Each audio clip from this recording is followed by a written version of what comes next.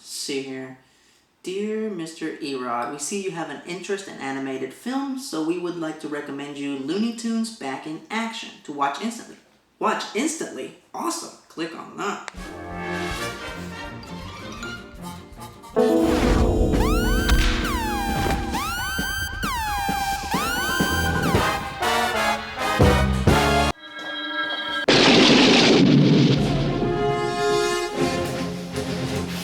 Let's get to work. In a world of uncertainty, where movie theaters are plagued by remakes and sequels, in a world where big budget movies can still suck, in this world we have the Blockbuster Buster.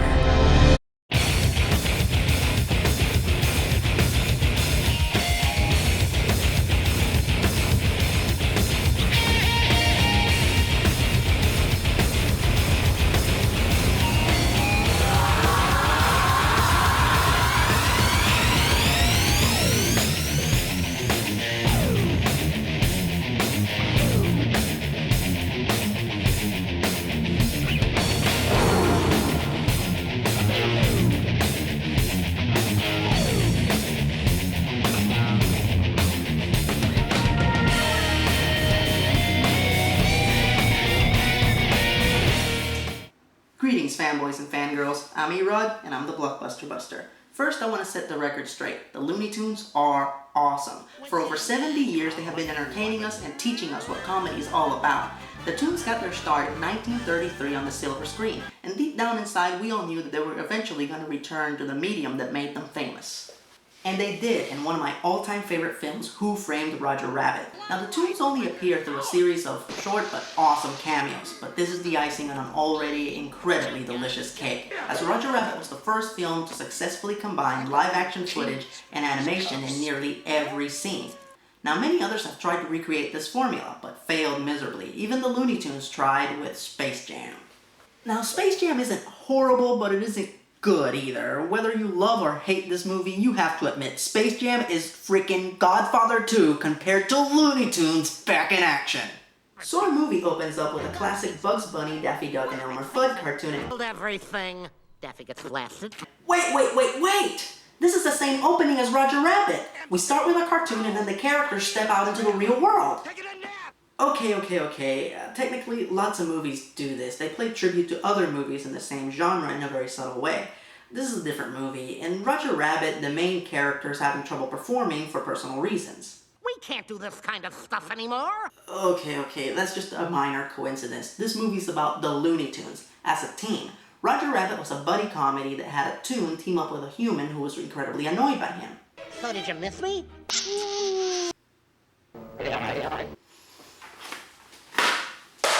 Hey, DJ, how'd your tryout go?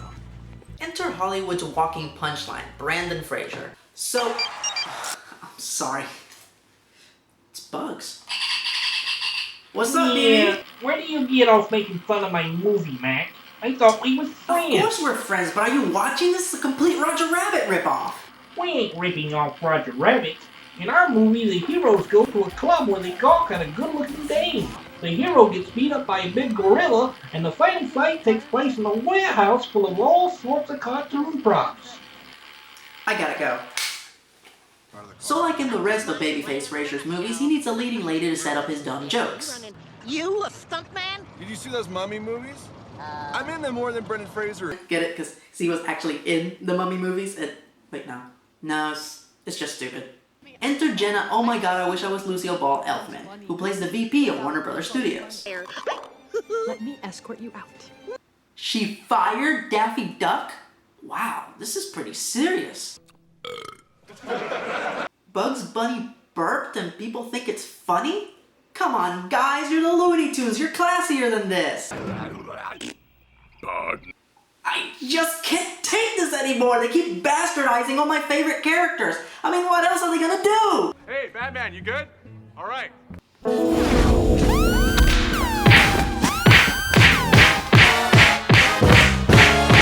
So after getting fired, Daffy goes to live with one of the Warner Brothers security guards, played by Brendan Fraser, and... Huh? WTF, mofo? That came out of nowhere. I thought this movie was supposed to be about Daffy getting his job back with Warner Brothers. Where the hell did this spy angle come from? Alright, screw it, let's just go with it. So it turns out that Frasier's father, played by super suave Timothy Dalton, is actually a spy who has been captured by the evil Acme Corporation, which is headed by Steve Martin? He's comedy royalty. He was the first rock star comedian, because he was the first to sell out stadiums with his shows. Maybe I've been judging this movie too harshly. Diabolical ends!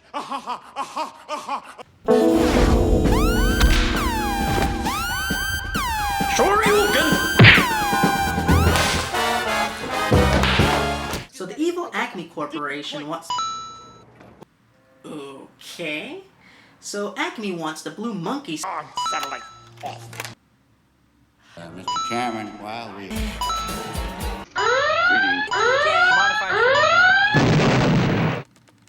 They broke the shameful cameo counter. So all the characters are looking for the statue of the Blue Monkey or some such nonsense, which leads our heroes to take a road trip to Vegas. What's in this car? Secret. Get it? The Gremlins theme is playing, and the director of this movie was the director of Gremlins, and they're driving a gremlin? No, it's stupid.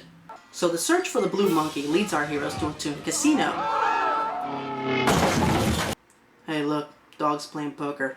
That's a joke, son. Don't you get it? The casino is ran by one of my all-time favorite characters, Yosemite Sam. I love this rug. He loves his rug. What, is he the dude all of a sudden? Gosh darn it. Who is this? Don't you be talking about my rug, varmint! Sam? Alright, I won't make fun of your rug if you can explain to me what the point of this scene is. And while we're at it, how come there are midget replicas of yourself running around the casino? And why you steal Jeff Gordon's car? And why are you playing second fiddle to one of the lamest characters ever? Drunken varmint! Sam? Hello? Hello? So after a pointless chase sequence, our heroes end up stranded in the Nevada desert. And to make matters worse, Steve Martin has sent Wile E. Coyote to eliminate them. Wile E. Coyote is my favorite character, because in spite of adversity, he never gives up. This should be awesome. Well, they're still stranded in the desert. Who knows, they might be saved by Walmart? Is it a mirage? Nice of Walmart to provide these Walmart beverages in return for us saying Walmart so many times. Well, this is shameful. Not to mention random. In fact, all the gags in this movie are so random. Next thing you know, Robbie the Robot? Okay, well, the Fiend without a face? Who's gonna show up next? The Daleks from Doctor Who? Oh, come on! The Robot Monster? Illegal. Okay, really obscure this time. Kevin McCarthy from Invasion of the Body Snatchers. I don't get it! What's with all the random crap? What's with all the damn aliens? Again. Who is this? I understand you have something against aliens. Marvin? No, I have nothing against aliens, especially Martians. I love all these guys. Fiend without a face used to scare the crap out of me when I was a little kid. And Kevin McCarthy in Invasion of the Body Snatchers was the king. The harm has already been done. Mars has officially declared war on the Blockbuster Buster. Prepare to be vaporized as soon as I can find the spare Aluminum Q-36 explosive space modulator. Gee, I wonder where you could find one. So a playing card that our heroes find in Vegas leads them to Paris, where this happens.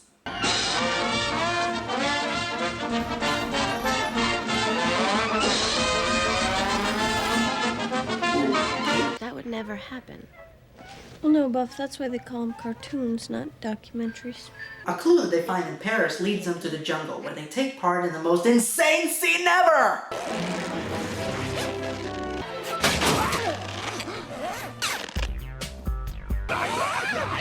This doesn't make a lick of sense. So they get to the jungle and, screw it. They rip off Indiana Jones, they rip off Star Wars, they rip off James Bond, and Steve Martin gets conveniently turned into a monkey. Seriously? Turning all of humanity into apes? Tell me about it!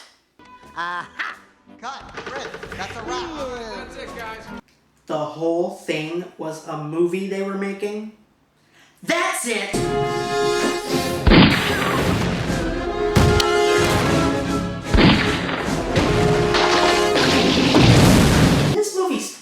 Dookie. They gathered some of the greatest animated characters of all time for nothing, only to have them play second fiddle to pointless cameos, stupid jokes, and pointless scenes. And none of the Looney Tunes act like themselves, especially Daffy, who for some reason acts like a cowardly idiot. I'm beginning to think that this one is the spy car. The saddest thing is that director Dante intended to make up for the poor quality of Space Jam and make a better film starring the Looney Tunes. Well, congratulations, Joe. You made a far worse film that's nothing but... This is by far the worst film I've reviewed so far. That's right. This movie is worse than Kingdom of the Crystal Skull. So that's one busted, thousands more to go. I'm ERod, and I'm the Blockbuster Buster.